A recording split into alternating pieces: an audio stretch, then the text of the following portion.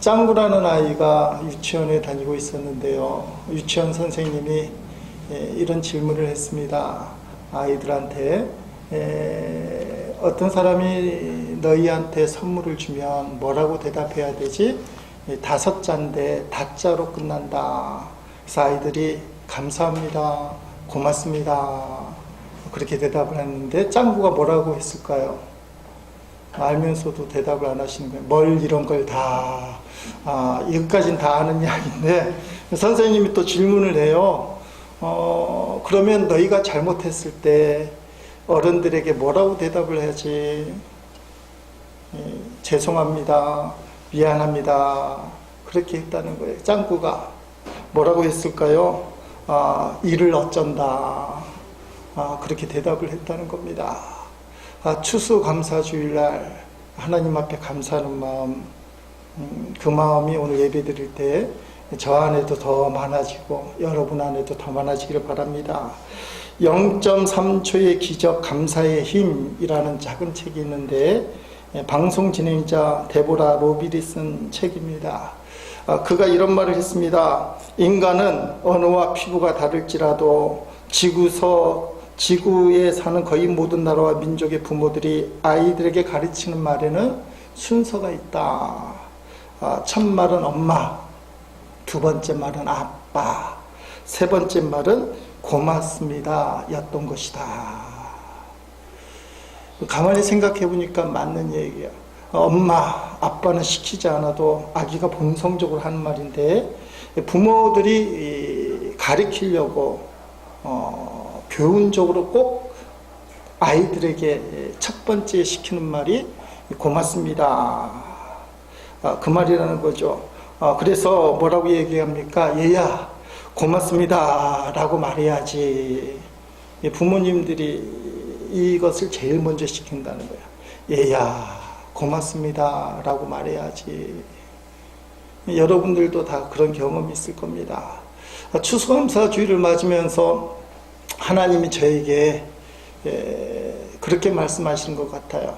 김 목사야, 고맙습니다 라고 말해야지. 그래서 오늘 우리가 고맙습니다 하나님 앞에 말을 하는 날이에요. 고맙습니다.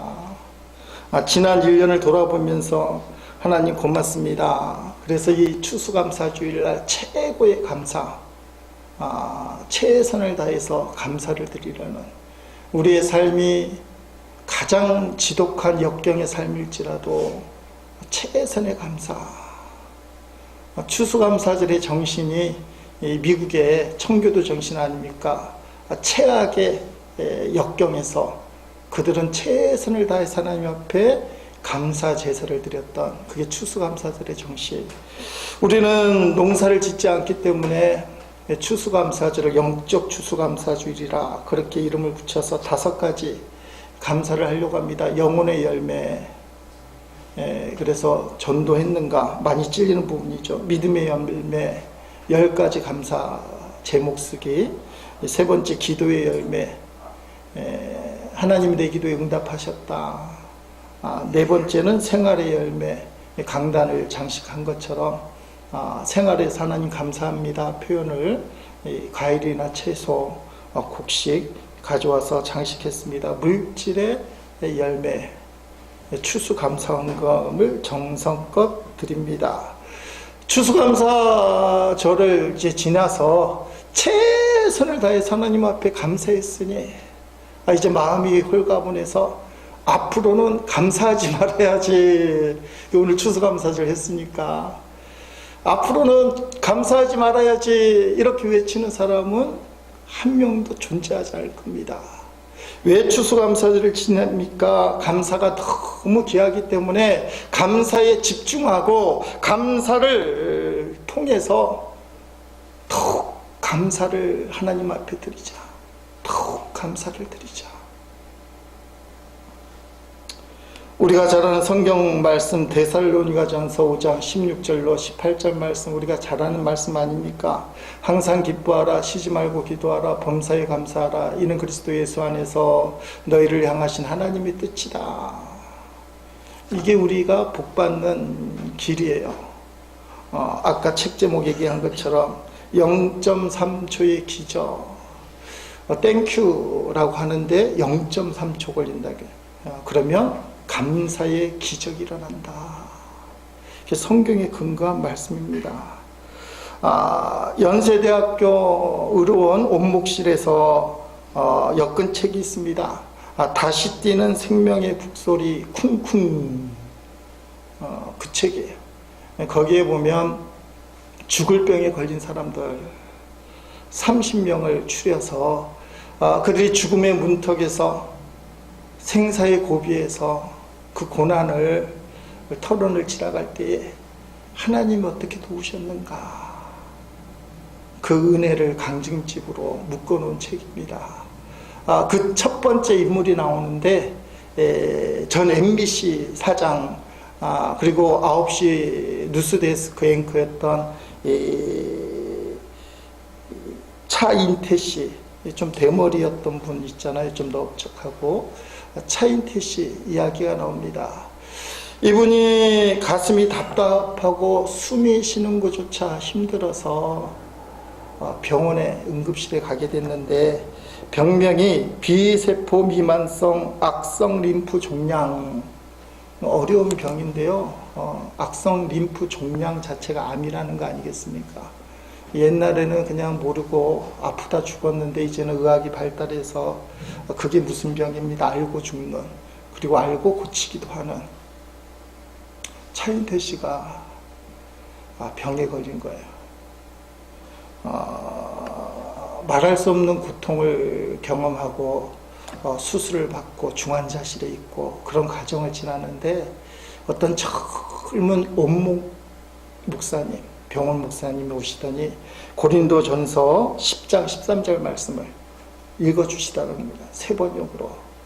여러분은 사람이 흔히 겪는 시련밖에 다른 시련을 당한 적이 없습니다. 하나님은 신실하십니다. 여러분이 감당할 수 있는 능력 이상으로 시련을 겪는 것을 하나님은 허락하지 않으십니다. 하나님께서는 시련과 함께 그것을 벗어날 길도 마련해 주셔서 여러분이 그 시련을 견뎌낼 수 있게 해주십니다. 그리고는 차인태 씨 귀에다가 젊은 목사님이 속삭인다는 거예요. 하나님께 모든 걸 맡기십시오. 그러면 선생님께서 겪는 고난을 하나님이 다 책임져 주십니다. 그때 그 마음속에 갑자기 이길 힘이 생겨났다는 게, 이길 힘. 이게 암으로 죽을 게 아니구나. 이길 힘이 생겨났다는 거예요. 주일 새벽마다 청년들이 와서 찬양을 해줬나 봅니다. 아마 복도에 서서. 저도 그런 경험이 있는데 새벽이니까 나직한 목소리로 찬양을 하는데 이런 찬양을 차인태스가 들었다는 겁니다. 찬송가 433장. 귀하신 주여 날 붙드사 주께로 날마다 더 가까이 저 하늘나라 나 올라가 구주의 품 안에 늘 안기요 영생의 복 받기 원합니다. 이 찬양을 듣는데요, 표현이 그렇게 있습니다. 이상한 확신이 들었다. 이상한 확신. 차인태 씨가 좀 지적인 사람이었던 것 같아요. 마음속에 죽을 병에 걸려서 혼자 많은 고민도 하고 했을 텐데, 말씀도 고린도전서 12장 31절 말씀 듣고 마음이 하나님께서 나를 붙들어 주시나 보다 생각하고 있을 때, 그때 이 찬송을 통해서 내 병이 낫겠구나. 그 표현이 이상한 확신이에요. 여러분, 오늘 예배 드릴 때, 기도할 때, 찬양할 때 마음이 이상한 거 있죠? 그게 성령의 역사다. 주님이 붙들어 주신다. 차인태 씨가 이렇게 고백합니다. 내가 저 기나긴 고통의 터널을 지나 다시 회복할 수 있었던 것은 전적으로 내 인생의 주인이신 하나님의 은혜 덕분이다. 내가 이렇게 말할 수 있는 것은 중환자실로 들어가 죽음의 문턱에서 헤매고 있을 때 하나님이 말씀해 주는 에너지를 통해 다시 살 수 있다는 확신을 얻었기 때문이다. 그 말씀의 에너지라고 표현해요. 하나님이 주시는 그 말씀의 에너지. 이거 잘못하다가 죽겠구나. 암 걸려서 죽겠구나. 근데 말씀이 주시는 에너지가 절망에서 희망으로 인생을 전환시키고 주님이 날 붙들어 주신다. 찬송을 통해서 이상한 확신을 갖게 된 거예요. 이게 하나님이 역사하시는 방법이에요. 여러분 붙들어야 될 게 있다면 말씀이에요. 말씀. 하나님이 주시는 말씀. 그 말씀을 딱 붙들고 믿어야 될 게 있다면 하나님은 절대로 나를 포기하지 않으신다. 귀하신 주님이 나를 붙들어 주신다.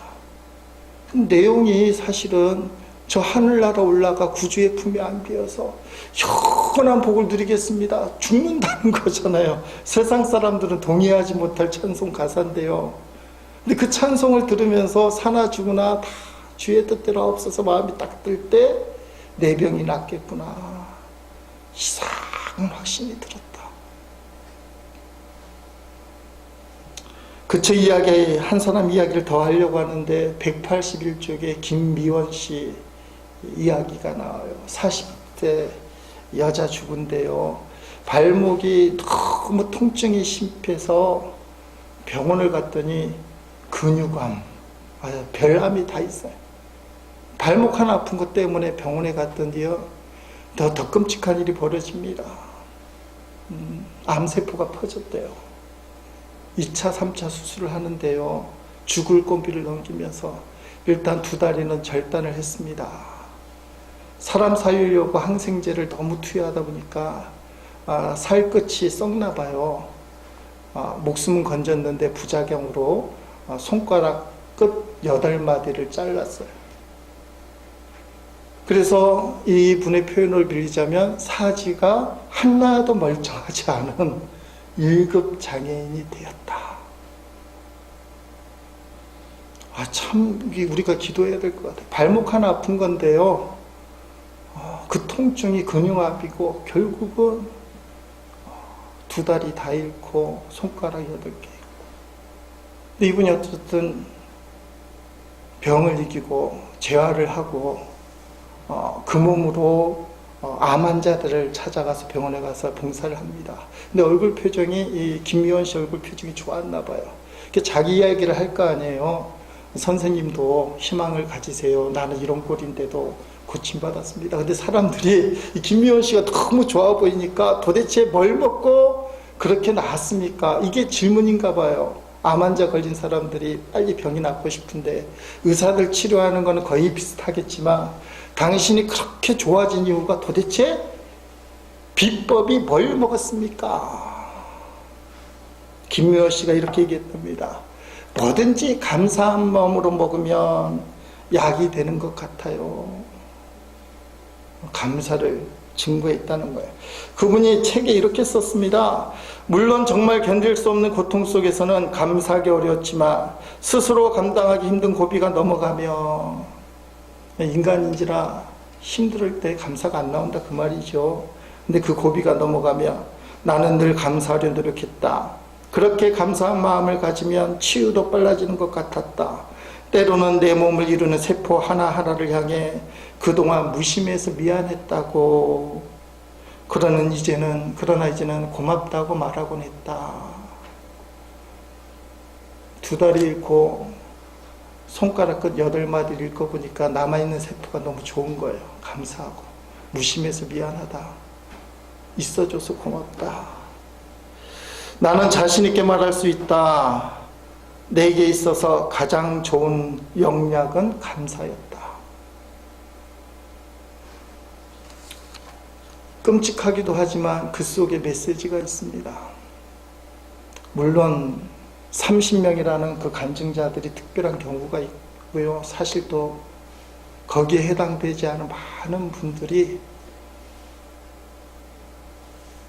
투병 생활에 실패해서 세상 말로 얘기하면 천국에 가는 분들도 많을 수 있어요.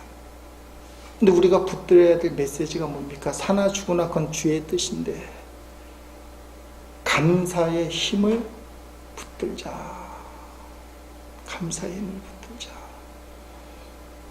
저도 말씀에 근거해서 내 자신의 아픔을 소화시키는데 사실 몇 년이 걸렸어요. 우리 둘째가 천국 간 다음에 성경 말씀 아무리 들려도 아멘 아멘 합력하여 선을 이룬다. 뭐 천국에서 잘 산다. 근데 올해 들어와서 마음이 턱하니 자리 잡더니 이제 자리 잡았어. 이제야 5년쯤 지난 다음에 하나님의 뜻이 있구나. 우리는 과거를 돌이킬 수 없기 때문에 내일을 향해 달려갈 때 하나님의 뜻이 있고 그 뜻은 감사함으로 붙들어야 된다.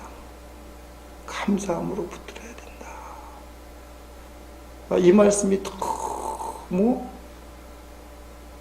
내 마음에 탁 잡고는 편해졌어요.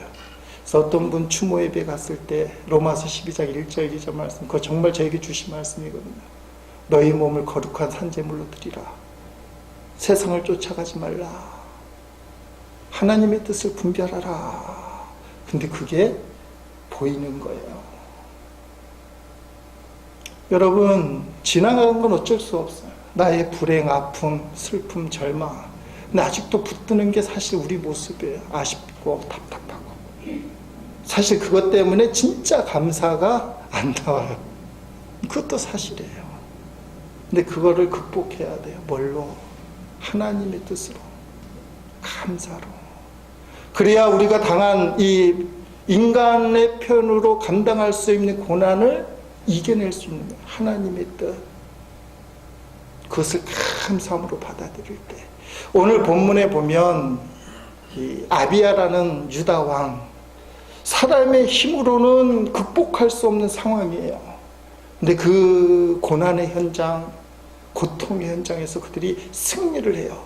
추수감사절날 다른 본문을 보지 않고 우리가 생명의 삶을 통해서 묵상하는 말씀을 그대로 읽는 이유는 하나님의 뜻을 붙들면 감사를 흉내내는 자가 아니라 진짜 감사가 된다.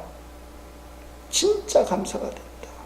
오늘 많은 교회에서 추수감사절 예배를 드리는데 진짜 감사가 드려지는 곳이 얼마나 될까? 오늘 우리가 추수감사절 감사 예배를 드리는데 여기 앉은 사람들 중에 진짜 감사가 되는 사람이 얼마나 될까? 근데 오늘 본문을 통해서 내가 감당할 수 없는 이 현실 환경 속에서 어떻게 감사할 것인가 이기는 거예요. 이기는 거예요. 그게 진짜 감사예요. 하나님이 나를 이기게 해주셨다. 설령 아무것도 바치지 않았지만 하나님이 나와 함께 하신다. 그걸 딱 발견하는 순간 이기기 시작해요.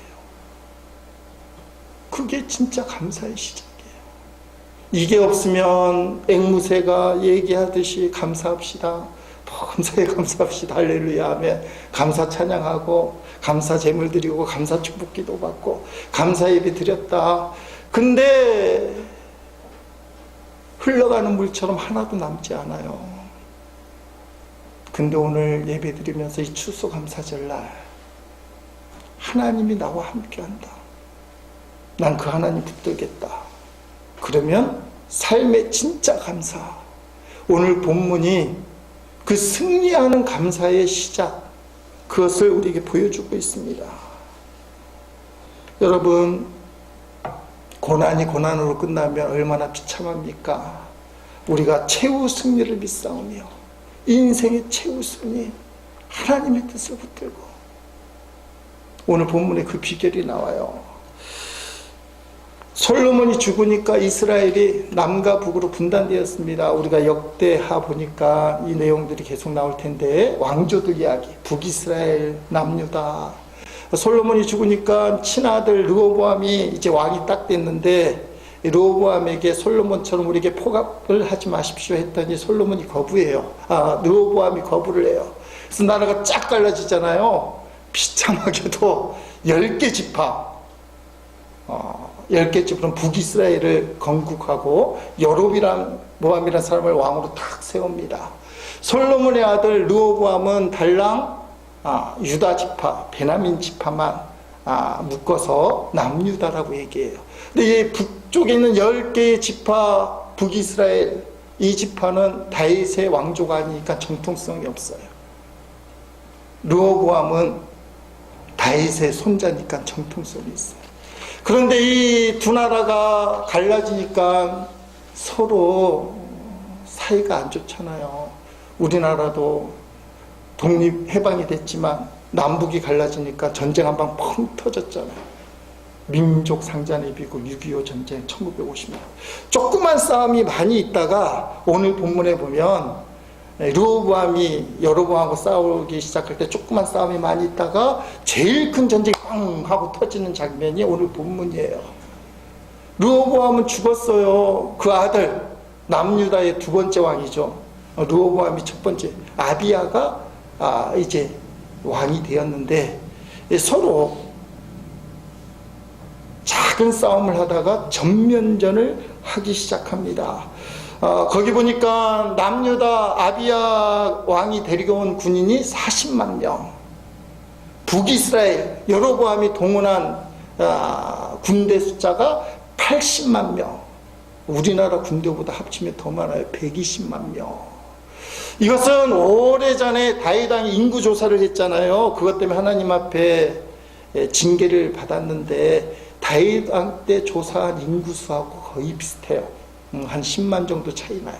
이 말은 뭐냐면 남유다하고요 북이스라엘이 전면전 나라의 국군을 걸고 전쟁을 한 겁니다. 근데 그 당시 전쟁은 요새같이 북한이 핵무기 하나로 버티지만 무기로 전쟁을 하는 것이 아니라 평지에서 칼을 들고 창을 들고 서로 찌르면서 그렇게 하는 전쟁이니까 군사의 수, 군인의 수가 절대적입니다. 그런데 남유다는 40만, 북이스라엘은 80만.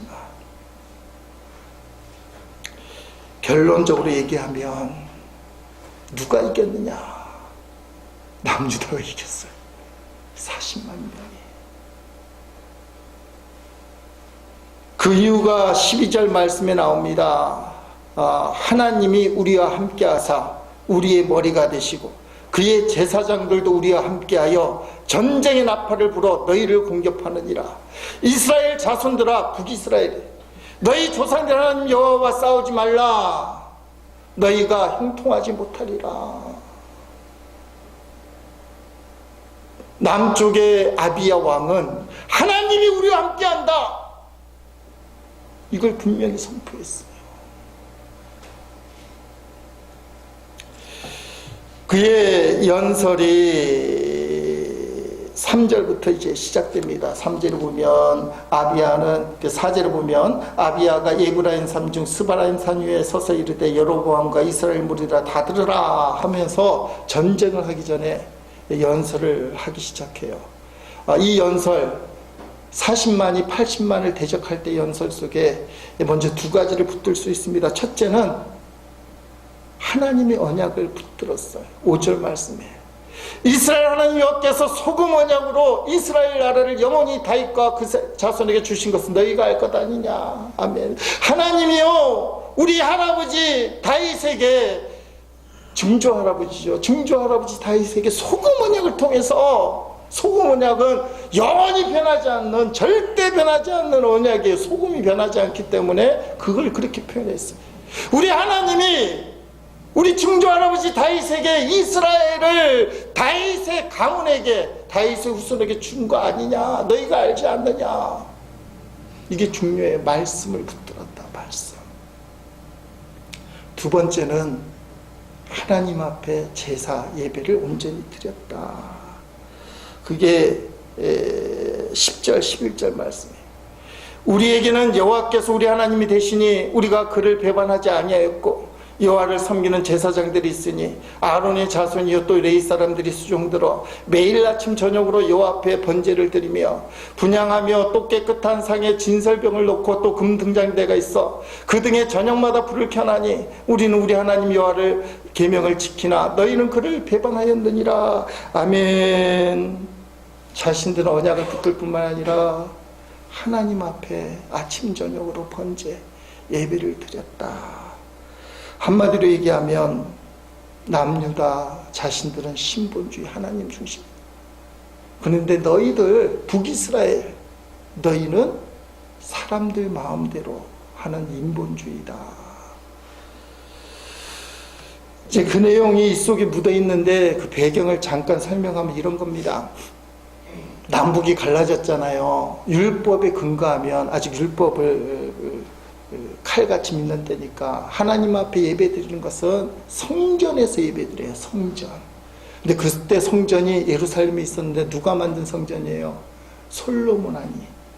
다윗이 성전 지으려고 했는데 못 만들게 했잖아요. 너의 손에 피가 많이 묻어서. 그래서 아들 솔로몬이 예루살렘에다가 성전을 지었는데 거기 가서 예배를 해야만 온전한 예배인데 그 성전이 예루살렘 남유다에 있는 거예요. 여로보암이 북이스라엘 왕인데 10지파를 거느리고 있지만 예배 때가 되면 어디로 가야 되는 거예요? 예루살렘 남유다로 내려가야 되니까. 그러면 자꾸 남유다로 내려가면 자기 왕국이 붕괴되지 않겠나. 그렇잖아요. 북한이 왜 남쪽으로 오는 사람들을 막겠습니까? 자꾸 왕래가 되다 보면 북한 정권이 무너지지 않겠는가. 그래서 이 여로보암이 뭔 생각을 했냐면 하나님을 만들어야 되겠다. 예루살렘 성전에 가지 않아도 여기 하나님이 있다라고 우리 백성들에게 가르쳐줘야 되겠다. 그래서 베델과 단에요 금송아지를 만들어서 이게 하나님이야. 이 금송아지가 우리가 믿는 하나님이야. 예루살렘에 안 가도 돼. 그래서 북이스라엘이 금송아지를 하나님이라고 믿고 제사를 드렸어요. 그게 신앙의 타락이잖아요. 그러다 보니까 성직 제도가 유지되지 않아요. 예배가 타락했으니 성직 제도가 그대로 있겠습니까? 본문 8절, 9절 말씀에 나와 있어요. 천천히 보면 이런 내용입니다. 너희는 수도 많고 또 여로보암이 너희의 신이라고 만들어준 금송아지들이 너희와 함께 있다고 해서 지금 아비야 남유다 왕이 전쟁하기 전에 하는 내용이에요. 지금 다윗의 자손이 맡아 다스리는 주님의 나라를 감히 대적하고 있다. 너희는 아론의 자손인 주님의 제사장뿐 아니라 레위 사람들까지 내쫓고 이방 나라의 백성들이 하듯이 너희 마음대로 제사장들을 임명하지 않았느냐. 누구든지 수송아지 1마리와 수당 7마리만 끌고 와서 성직을 맡겠다고 하면 목사가 되겠다고 하면 허수아비 신, 우상의 신, 금송아지의 신이 제사장이 되는 것이 아니냐. 좀 찔려요. 돈만 내면 누구든지 목사가 돼서 예배를 인도할 수 있다. 그게 진짜 예배냐 이거예요. 남유다 40만 명도 하나님의 이름으로 전쟁터에 나왔고요. 당연히 80만 명도 하나님의 백성이라고 믿기 때문에 하나님의 이름 금송아지 끌고 나왔어요. 겉으로 보면 누가 이기겠느냐? 80만 명이 이겨요. 어떻게 40만 명이 80만 명을 이길 수 있겠어요? 근데 아비야이 아니다. 우리는 소금 언약이 있다.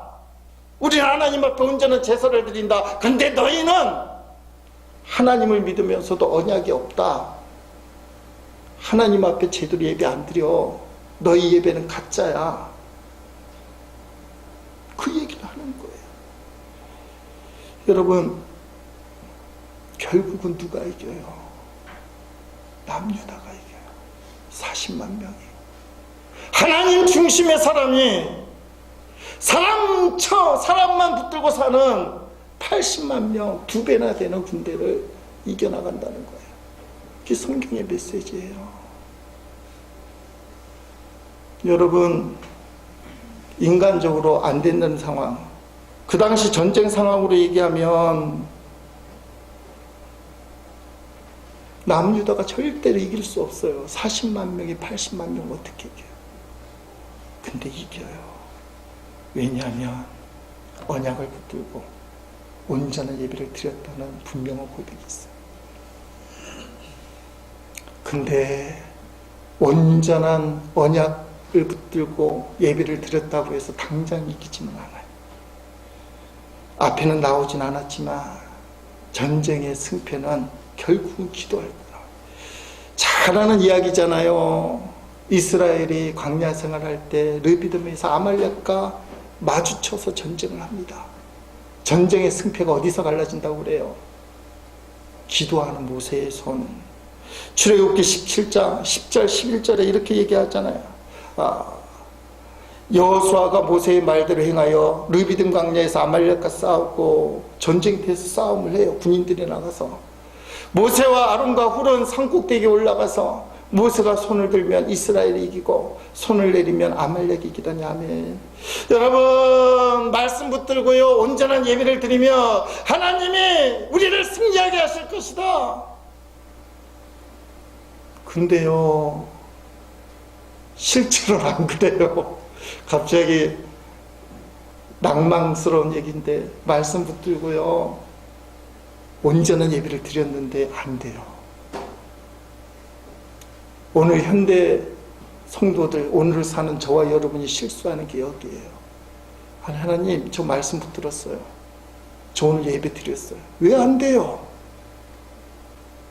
앞에 스크린 안 나오지만 전쟁이 이제 진행이 돼요. 아비야가 전쟁 전에 연설을 하고 이제 전쟁이 시작되는데 13절 14절 보면 여로보암이 유다의 뒤를 둘러 복병하였으므로 북이스라엘 80만 명이, 그 앞에는 이스라엘 사람들이 있고 그 뒤에는 북병이 있는지라 유다 사람이 뒤를 돌아보고 자기 앞뒤에 적병으로 말미암아 여호와께 부르짖고 제사드는 나팔을 부니라. 유다 사람이 소리 지르매 유다 사람이 소리 지를 때에 하나님이 여로보암과 온 이스라엘을 아비야와 유다 앞에서 치시냐며.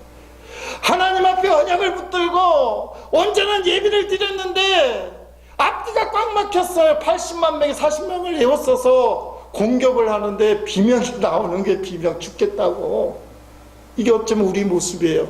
하나님, 저 말씀 가졌는데요, 저 하나님 앞에 예배를 드렸는데요, 생활 한가운데 딱 들어가니까 세상에 엄청난 고통이 앞뒤를 가로막아요. 아니, 하느라고 했는데. 아니, 말씀 들어요. 언약 붙들었습니다. 예배 드렸습니다. 근데요, 중요한 구절이 있어요. 여호와께 부르짖고, 따라합시다. 여호와께 부르짖고, 여호와께 부르짖고, 여호와께 부르짖고. 기도할 때 역사하신다는 거예요. 말씀 붙들고 온전한 예배, 이게 끝이 아니라는 거예요. 그게 어떻게 성취될 것인가?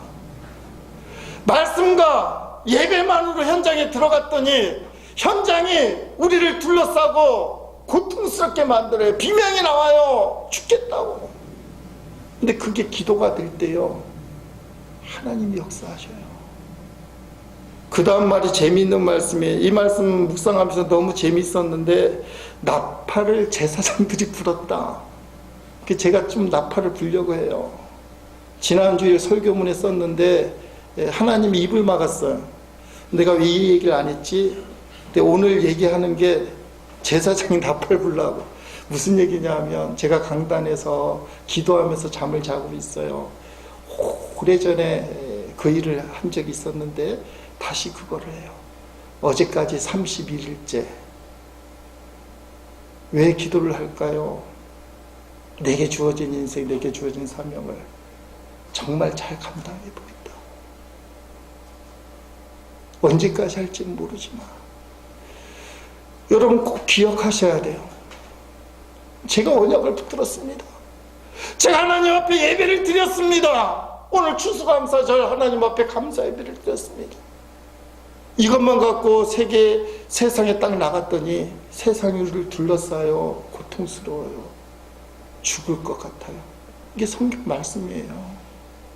아비야가 담대하게 언약을 붙들고요, 예배를 온전히 드렸다고 선포했지만 북이스라엘을 못 이겨요. 앞뒤로 에워싸서 80만 명의 40명을 집어삼키려고 해요. 이건 지는 거예요. 그때 하나님 앞에 부르짖었다. 주여. 근데 놀라운 일이 주여 한 다음에 하나님이 역사하셔요. 아비야와 유다 앞에서 이스라엘을 치시니 하나님이 치셔요. 승리의 관건이 두 가지입니다. 눈에 보이는 거. 언약, 소금 언약, 그 다음에 예배. 이게 어떻게 성취되느냐? 기도할 때. 그래야 하나님의 살아계심을 우리가 진짜로 체험할 수 있습니다. 오늘 추수감사절날, 인생의 진짜 승리의 기쁨. 지금 세상이 나를 에워싸서 죽이려고 하는 이 현장이, 이거 괜찮아요. 우리가 언약 붙들고 온전한 예배를 통해 하나님 앞에 부르짖어 기도하면 하나님이 역사하신다는 거예요. 이 추수감사절날 언약도 붙들고 온전한 예배도 붙들지만, 하나님, 내가 기도하겠습니다. 그래서 인생의 참된 승리를 느끼고 하나님 앞에 진정한 감사를 올려드리겠습니다. 이런 감사의 기쁨을 누리는 제1의 식구들이 되기를 주의 이름으로 축복합니다.